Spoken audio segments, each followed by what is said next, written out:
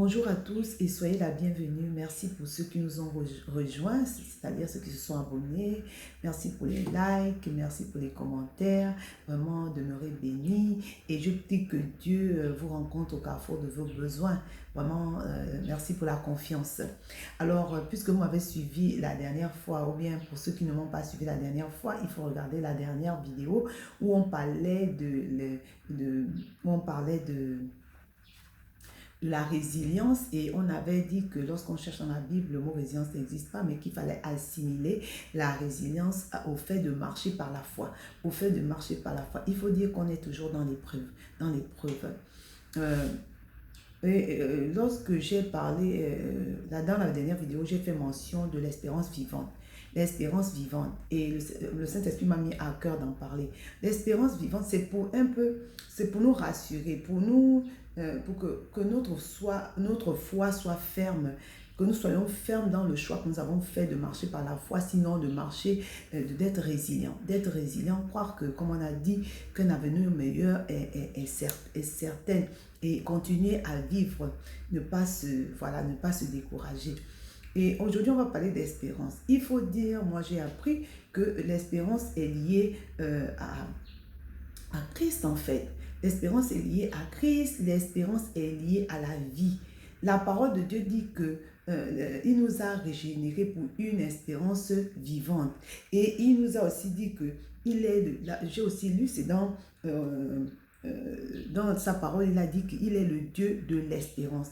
Il est le Dieu de l'espérance. Je ne sais pas si on peut parler d'espérance en dehors de Dieu. La parole de Dieu dit que nous étions, avant qu'ils ne nous connaissent, on était dans le monde, on était sans espérance, on était étrangers aux promesses.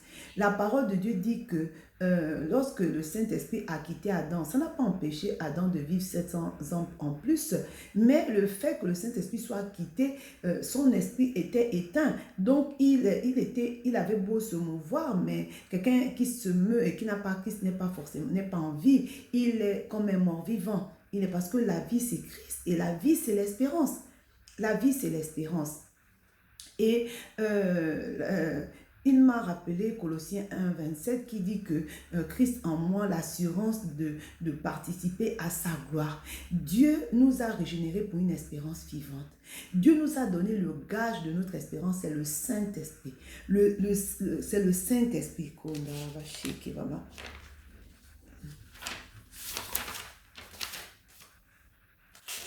Excusez-moi.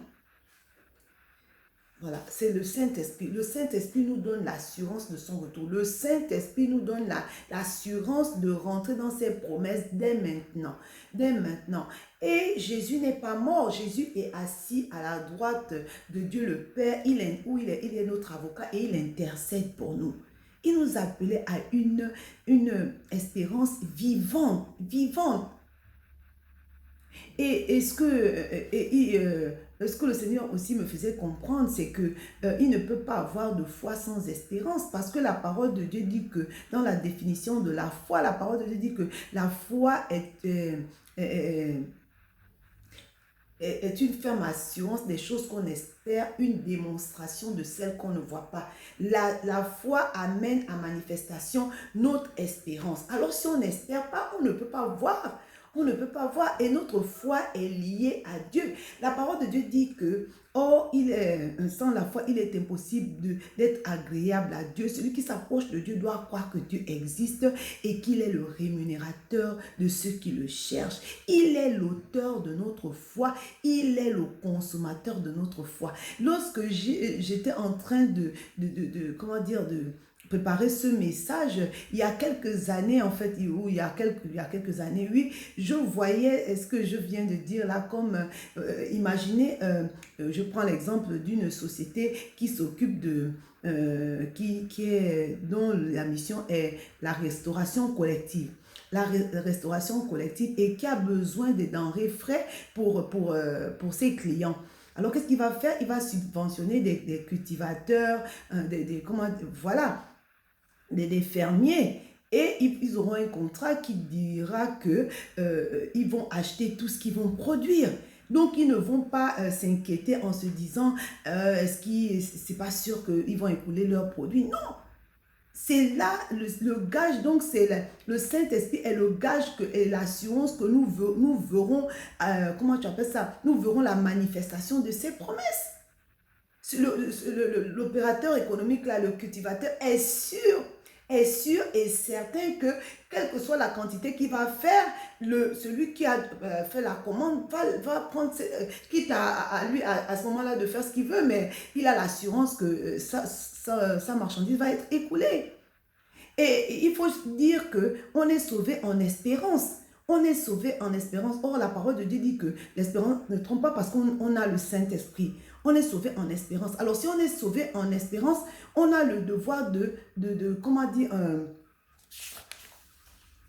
on a le devoir de persévérer et d'attendre, de voir la manifestation de notre promesse. De notre promesse. Dieu n'est pas un homme pour mentir ou le fils d'un homme pour se repentir. Dieu ne ment pas. Dieu ne ment pas. C'est pour ça qu'on dit qu'on a une espérance vivante. Et moi, je vais vous choquer peut-être. Le Saint-Esprit m'a rappelé que, en fait, il m'a dit de dire, hein, il m'a dit ça à moi d'abord. De toute façon, ce que je partage, c'est d'abord, il faut que ça soit évident pour moi. Il faut que ça rende témoignage à mon esprit, enfin, et après, je partage. Sinon, ça ne peut pas passer, quoi. Ça ne peut pas passer. Le Seigneur m'a dit que ce dont on parle là, Dieu nous a sauvés pour sauver. Ce n'est pas c'est une exigence, ce n'est pas une option que de marcher par la foi. On n'a pas été créé pour nous. Alors là, on n'a pas été créé pour nous. La parole de Dieu dit que c'est par des tribulations qu'il nous faut entrer dans le royaume des cieux. La parole de Dieu dit que dans le monde, vous aurez des tribulations. Je vous ai dit toutes ces choses pour que vous ayez la paix en moi. Dans le monde, vous aurez des tribulations. Prenez courage, j'ai vaincu le monde. J'ai vaincu le monde. On n'a pas un autre choix que de croire en Christ. Lorsqu'on dit que le monde attend avec un ardent désir la manifestation des fils de Dieu, vous pensez que Dieu va susciter qui d'autre à part nous? Dieu aurait pu nous sauver et nous amener au ciel avec lui, mais il nous a laissés. Comment les gens verront les fils de Dieu si on ne paye pas le prix, si on ne marche pas par la foi, si on ne résiste pas devant, dans les épreuves? Comment ils verront la gloire de Dieu? Quand le Seigneur dit que sa volonté, c'est que le méchant soit sauvé et qu'il parvienne à la connaissance de la vérité et que soit sauvé, c'est ça la volonté de Dieu. Mais comment il va être sauvé s'il n'a pas de témoin, s'il ne voit rien, quoi, s'il ne voit pas Christ? Ce n'est pas en réalité, le Seigneur m'a dit que ce n'est pas une option, c'est une exigence. Parce qu'on a Dieu, on a dit, quand on dit que on est, comment tu appelles ça, on est ses frères, le Christ est parti, il a multiplié les Christ, ça veut dire qu'on est partout et on a le devoir, il nous a laissé avec la mission d'aller dans le monde et sauver les vies. Sauver des vies. Mais cela passe par quoi? Parce que nous traversons. Mais Dieu ne nous a pas laissé comme ça, il a dit, il ne nous a pas laissé orphelins, il nous a donné le Saint-Esprit. Et il a dit qu'il a déjà vaincu le monde. On est là dans une situation où, comment tu appelles ça, la messe est déjà dite en fait. La messe est déjà dite. Notre victoire est assurée. C'est pour ça qu'il dit que le fait qu'il soit en nous, Dieu est en nous. Comment dire, notre victoire ne souffre d'aucune contestation. Prenons le temps. Il a dit qu'on est sauvé en espérance. Ça veut dire quoi? On ne voit pas cela. Donc, qu'est-ce qu'on doit faire? La parole de Dieu dit, on doit attendre avec, avec persévérance, avec patience, faire peu d'endurance. Je n'arrête pas de dire ça. Dieu nous a sauvés pour sauver. Ce n'est pas une option, c'est une exigence. La parole de Dieu dit que celui qui voudra sauver sa vie la perdra, mais celui qui perdra sa vie à cause de lui la retrouvera. Et la parole de Dieu dit que si le grain de blé ne tombe pas à terre et ne meurt, il ne peut pas produire du fruit. Ça veut dire que si on ne s'abandonne pas à ce Dieu fidèle, à celui qui a fait la promesse, si on ne meurt pas à nous-mêmes, c'est-à-dire, comme je disais, de subir pour un temps cette humiliation constructive, c'est une humiliation constructive. La victoire est certaine. La victoire est certaine. Pourquoi? Parce que Dieu est vivant. Il n'est pas un Dieu fait de main d'homme. Il a dit que celui qui a créé l'oreille n'entendrait-il pas? Celui qui a créé les yeux ne verrait-il pas? Il sait. Il le sait. Dieu ne nous demandera jamais quelque chose que lui-même il n'a pas expérimenté. Quelque chose où il sait qu'on n'a pas l'assurance, puisqu'il a dit que Christ en moi, il a dit que il a vaincu le monde. S'il a vaincu le monde, c'est nous qui avons. Parce que nous sommes morts et nous sommes ressuscités avec lui. Nous sommes ressuscités avec lui. Notre espérance, elle est vivante. Elle est vivante. Quelque part dans sa parole, il dit que Jésus a traversé tout ce qu'on traverse là aujourd'hui, mais il n'a pas péché. Et lorsqu'il dit qu'on doit s'approcher du trône de la grâce, lui faire part de tous nos besoins, afin de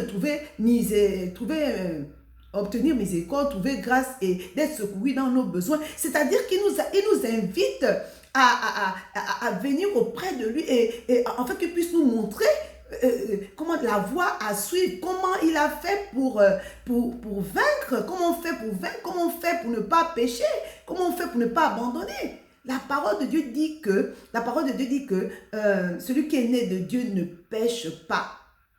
Ne pêche pas. Il sait de quoi il parle. On n'a plus l'ancienne nature, nous avons une nouvelle identité, nous avons une nouvelle nature qui ne peut pas produire, comment tu appelles ça, le péché. Et la parole de Dieu dit que à celui qui nous fait toujours triompher, il nous fait toujours triompher et qui répand par nous la bonne odeur de Christ. On n'a pas d'autre choix que de marcher par la foi. Dieu ne nous a pas créés pour nous. Dieu nous a créés pour que le monde soit sauvé. Dieu nous a créés pour que nos familles soient sauvées. Dieu nous a créés pour être à son service, pour être comme des instruments entre ses mains et de laisser faire ce qu'il a prévu de faire. C'est ça. Rassurez-vous, notre espérance est vivante. Ceux qui sont dans le monde n'ont aucune espérance. Ils disent, comme la Bible dit, mangeons, buvons, car demain nous mourrons.